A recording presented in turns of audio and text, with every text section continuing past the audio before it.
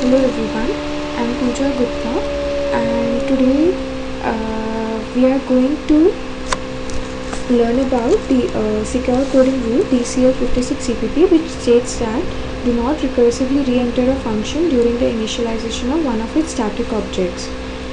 So before walking through the rule, let us first understand what a static variable is. A static variable is a variable which is initialized only once, no matter how many times that function in which it resides is called, and its scope is local to the block or module of function in which it is defined, and its value persists between the different function calls. So this is what has been explained in these set of lines, that all the zero initialization of block scope variables or name scope variables are done only once, and if a function tries to re-enter the initialization of a static variable declaration, then the program throws an undefined behavior.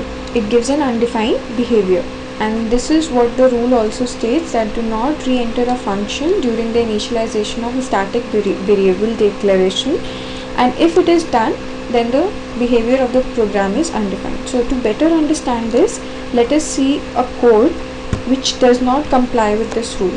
What this code is exactly about trying to do is that it is calculating a factorial for a number. Here we are calculating a factorial for 5, and the fact is the function which is calculating this. So let us execute this code.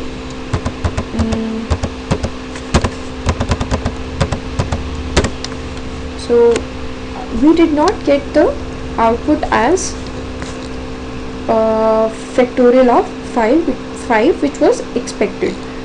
So what we have got is as an STD exception which states terminate called after throwing an instance of GNU CXS recursive init error. So why this has happened? This is an undefined behavior, as it is an exception and not the output.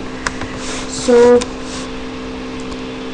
what has exactly happened? Let us see. In order to calculate the factorial for 5, the function fact has a variable static int b which needs to be initialized. Now in this initialization process, the statement over here has the value being fact n minus 1. So here the function will be called with value fact 4. Now when the function again enters, it tries to reinitialize the variable b with value fact 3. So what is happening, that each time the function is running, is recursively called, it is trying to reinitialize the static variable. And as I stated, static variable has to be initialized only once, so this is contradicting that part, and thus we got the undefined behavior and not the value of 5, factorial value of 5. So what's the better solution is? So let's see the solution for this. This is a complying code complying with the rule. So what we have done here is that we have separated those two that statement into two statements, static int b and b is equals to fact n minus 1. So now what will happen, that when the function first enters with the value 5, fact 5, then it will initialize the variable b only once with value 0, and now the function is again, when called with the value 4, it will not re-initialize it. Why is it so? Because static variables, when initialized, their initialization and declaration are to be there in the same statement.